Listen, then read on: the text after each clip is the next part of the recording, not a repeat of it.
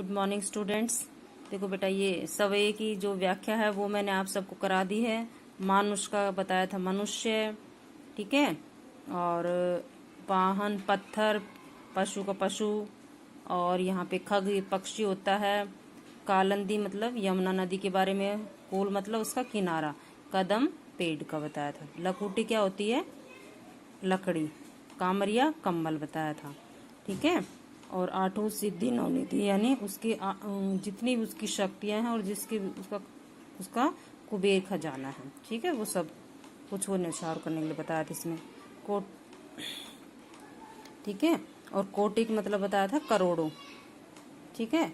और कल धोत मतलब कल धोत सोने चांदी के, ठीक है। धाम मतलब भवन, ठीक है, महल। करील कटीले, ठीक है।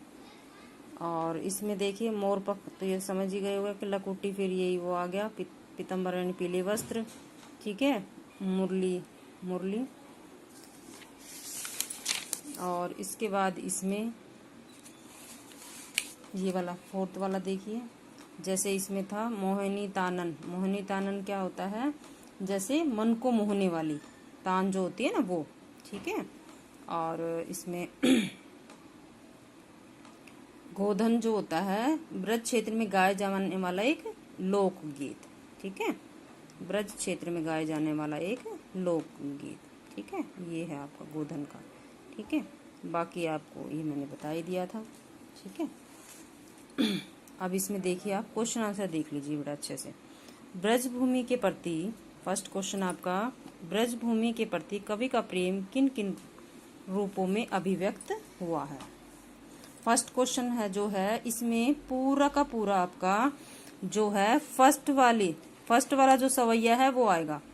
कौन सा आएगा? फर्स्ट वाला पूरा सवैया उसके अंदर आपका आ जाएगा। जैसे कवि श्री कृष्ण जी की रासलीला भूमि ब्रज के प्रति अपने प्रेम को निम्नलिखित रूपों में अभिव्यक्त करता है, ठीक है। किन किन रूपों में? निम्नलिखित रूपों में। तो अगले जन्म में यदि वह मनुष्य रूप में जन्म लेता है तो वो ब्रज भूमि के गवाल बाल जो है उनके बीच रहना चाहता है, ठीक है। और पशु बना तो वो नंद बाबा की गायों के मध्य चरना चाहता है, ठीक है। और ऐसे ही यदि वह पत्थर बना तो उसी गोवर्धन पर्वत का हिस्सा बनना चाहता है, जिसे श्री कृष्ण जी ने किसके प्रकोप से बचाने के लिए? वहां के वासियों को, ब्रज के वासियों को इंद्र के प्रकोप से बचाने के लिए, ठीक है। और पक्षी बना तो वही यमुना नदी के किनारे कदम के पेड़ पर ही बसेरा करना चाहता है, ठीक है। और इसमें ये भी बता सकते हो आप कि वह वहाँ के वन, बाग, तालाब सबका सौंदर्य भी देखना चाहता है। ये आगे आया था ना उसमें, तो ये भी आप इसमें ऐड कर सकते हो। सेकंड क्वेश्चन है ब्रज का, सेकंड क्वेश्चन देखिए, कवि का ब्रज के वन, बाग और तालाब को निहारने के पीछे क्या कारण है? तो इसमें देखो बेटा, सेकंड क्वेश्चन अपना, सेकंड क्वेश्चन है आपका, कवि का ब्रज के वन, बाग और तालाब को निहारने के पीछे क्या कारण है? कवि ब्रज भूमि के वन, बाग और तालाब इसलिए निहारना चाहता है क्योंकि क्या है? क्योंकि इनके साथ जो है कृष्ण की यादें जुड़ी हुई हैं, ठीक है। क्योंकि इनके साथ कृष्ण की यादें जुड़ी हुई हैं। श्री कृष्ण जी यहाँ पर ही घूमा करते थे और कवि का जो मन है इन सब को देखकर बहुत ज्यादा खुश हो जाता है और इन सब चीजों में उसे श्री कृष्ण जी का वास लगता है कि अभी भी श्री कृष्ण जी यहाँ पर निवास करते हैं, ठीक है। तो ये आप इसका बता सकते हैं इसमें। एक लकुटी और कामरिया पर कवि सब कुछ एक लकुटी और कामरिया पर कवि सब कुछ न्योछावर करने को क्यों तैयार है? थर्ड क्वेश्चन देखिए ध्यान से। एक लकुटी और कामरिया पर सब कुछ न्योछावर करने के लिए क्यों तैयार है? लकुटी मैंने बताया था तुम्हें लकड़ी, और कामरिया मैंने बताया था कंबल, ठीक है। और इसमें देखो, क्योंकि वो जो रसखान जी हैं वो श्री कृष्ण जी के परम भक्त हैं। वह श्री कृष्ण जी की हर वस्तु से प्रेम करते हैं, ठीक है। श्री कृष्ण जी जब गाय को चराने जाते थे तो क्या रखते थे? हाथ में लाठी और कंधे पर छोटा सा कंबल, ठीक है। और इस लकड़ी और कमरे को कोई साधारण वस्तु न होकर क्या है, ये सब किससे संबंधित है, श्री कृष्ण जी से संबंधित है, ठीक है। किससे संबंधित है, श्री कृष्ण जी से संबंधित है। इसलिए वह इन सब के ऊपर अपना सब कुछ, इस एक लकुटी और एक कमरिया पर अपना सब कुछ न्यौछावर करने के लिए तैयार है। अभी 3rd क्वेश्चन तक मैंने कराया है, आपको समझ में आ रहा होगा कि जो ऊपर व्याख्या जो करी हुई है उसी में से है इस क्वेश्चन सारे, ठीक है। देखो सभी जैसे व्याख्या आ रही है तो आपको ये आंसर भी आ जाएंगे। सखी ने गोपी से कृष्ण का कैसा रूप धारण करने का आग्रह किया था, अपने शब्दों में लिखिए। देखो बेटा 4th क्वेश्चन देखो कि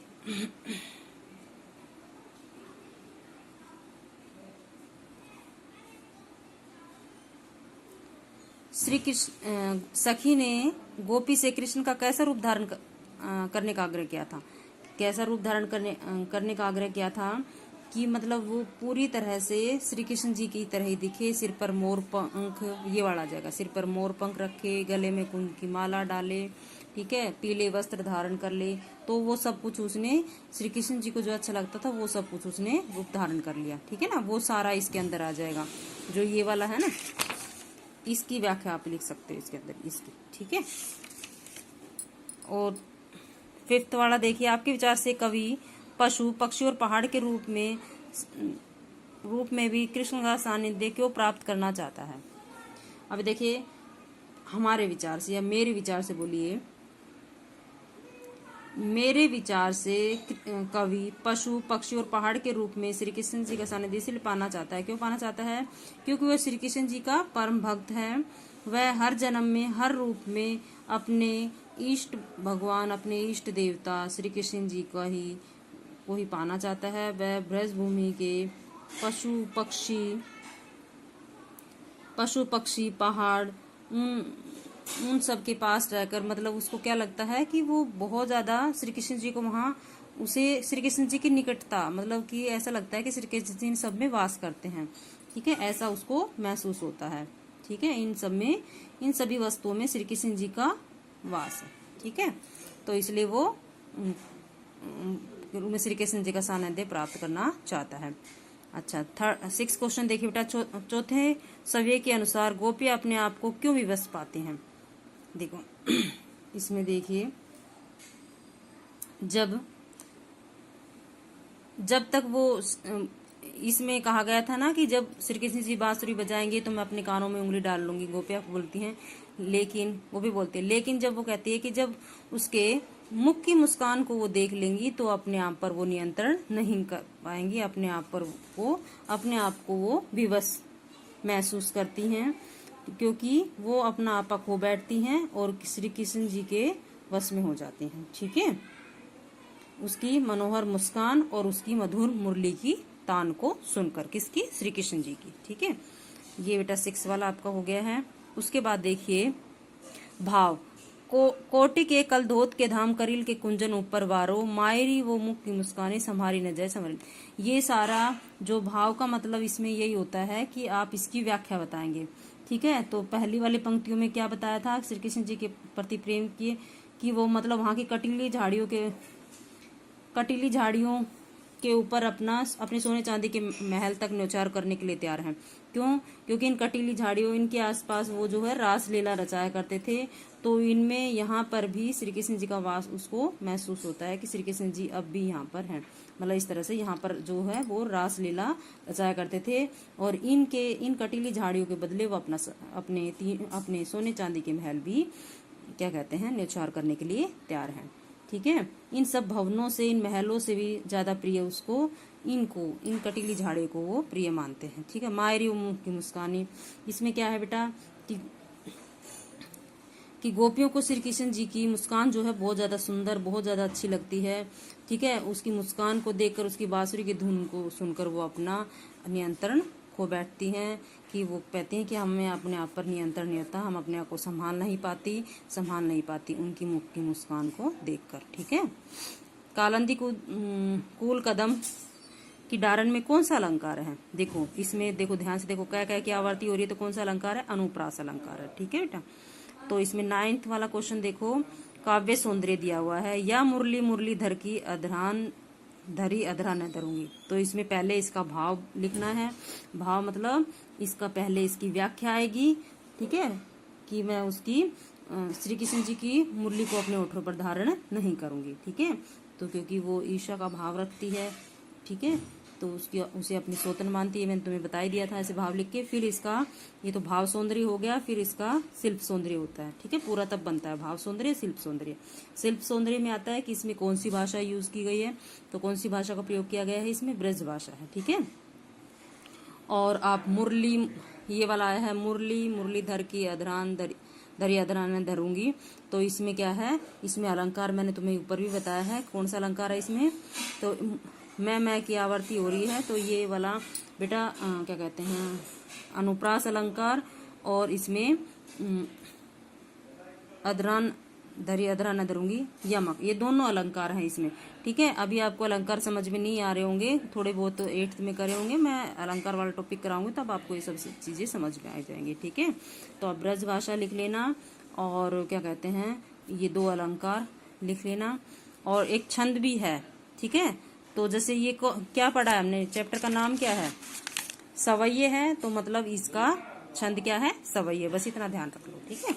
तो छंद आपके सिलेबस में नहीं होते हैं, 9th 10th में नहीं होते हैं, वो 11th से स्टार्ट होते हैं। तो मतलब इतना बस ये ध्यान रख लो कि जो